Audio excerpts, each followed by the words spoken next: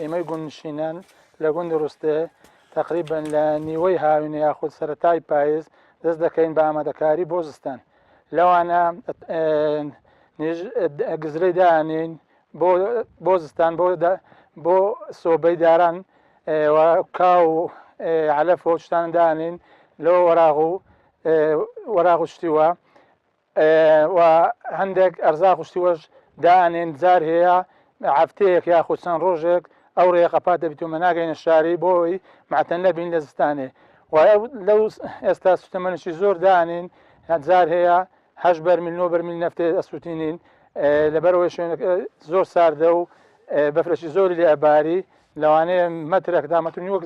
زیاتر ببارێت بەفری لێ ئەزالۆی ژیانی گوندی بڕێک سەختە لەبەر ئەوەی ئێمەش لە شاری دوورین و خاستن گوندی ڕوستێ نێشتی 150 کیلومتر لە هەولێر دوورە و یاخود 40 کیلومتر لە سۆران دوورە ئەزە دەبێ ئەمە ئەو ئامادەکاریانە بکەین هە لە پاییزەوە زوو دەگەنە دوای ماتە دەبین و ناگەینێ و بینی لە هاوینێش گەلک شت هەیە و بەروبوومانی خۆماڵی لۆ خۆماندانین و حازرەکەین وەکو مەسەن لەتکە مێوژە و شتانێ لۆ شەوچەلەی زستانێ یان جویزە ئەوانە هەمان دانین و حازریەکەین لۆ زستانێ.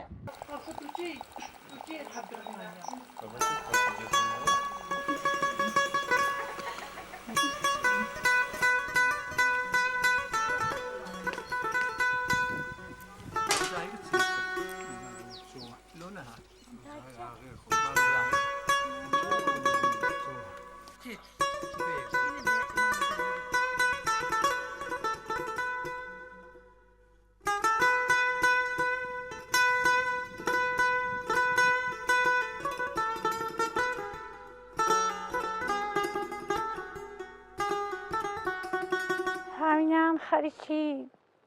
شینایی و تێر و گۆلک و هیچ شتان نابن هەتا پاییزاش دیارە سێلێکردنەوەی و دوی تاقوتانە و ئەو شتانە تا پاییز خەلاص دەبی هەنجینەش حاڵم بەو شتانە خۆمەژوڵەکە بە دۆخین و گۆری و ساق و بلوز و ئەو شتانە تا زستان خەلاص دەبی حاڵم ئەو شتانە کەڵخ هیوە هەیە فرۆشی هیوە هەیە کەتە دیاری هیوە هەیە لۆ مارێ خۆی جایەکی دۆ شتەچی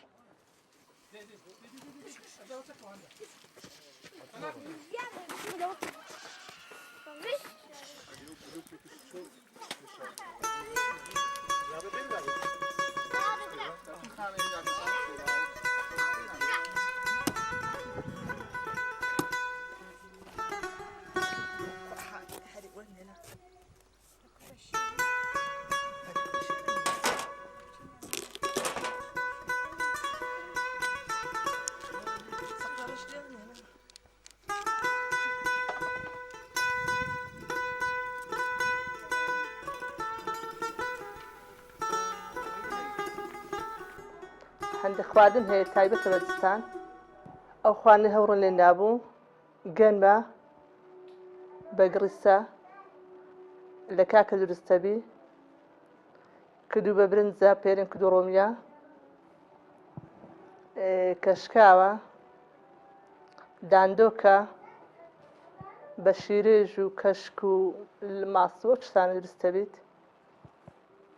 ئەوەش مڕەبایە پیسێوە ئەوێش حەلوکەیە دەبە خەلن نابوو خیارە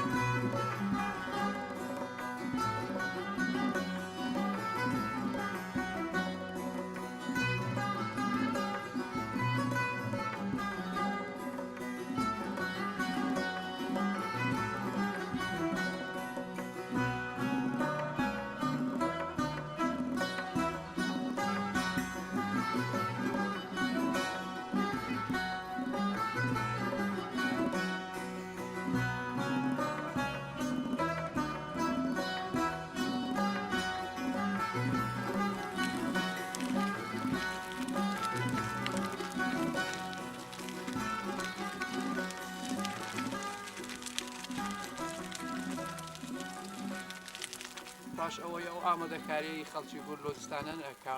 وەکو هەموو ئامادەکاریکە لە زستانن پێویستە چووکە زۆر بە فراواری تقریبا دو سێ مانگ خەڵک بێ ئیشە بیتن شەوانە خەڵک سەردانی یەکترەکەت و زۆرەبانە و چەندەها گەمە هەیە لە زستانان ئەیکەن و ئەمینیتەوە ئینسان برادەرەکان سەردانی وکەن زۆر جار لەو گوند و ئەو گوند ئەچن وەکو شێوەی گروپ چار پێنج برادەر ئەچن شەوانە مینەوە لەو گوند و گوند گەمەشیان جیاوازە جاروەیە شێوەشی دیگەمەیەکەن و ئەو شەوە زستان لێ ئەو شەوە درێژانە هەر بەو گەوانە بەسەرەبەن و چونکە گۆتە و سێ مانگ لەوانێت چار مانجی خەڵکەکە بێ ئیش بیت پێنج مانجی بێ ئیش بیت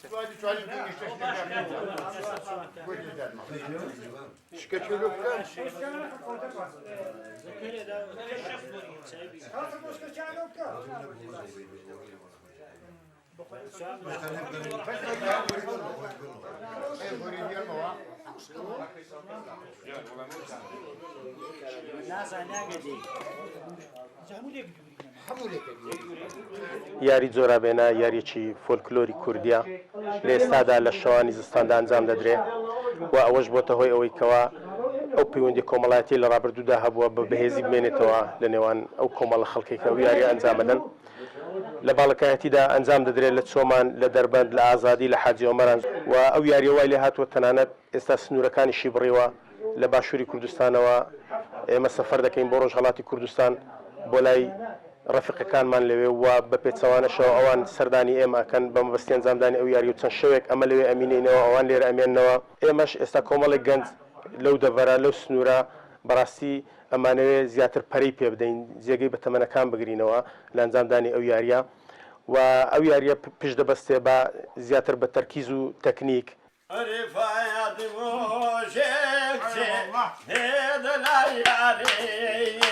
ويجي صوانيم ديتن فايد موشك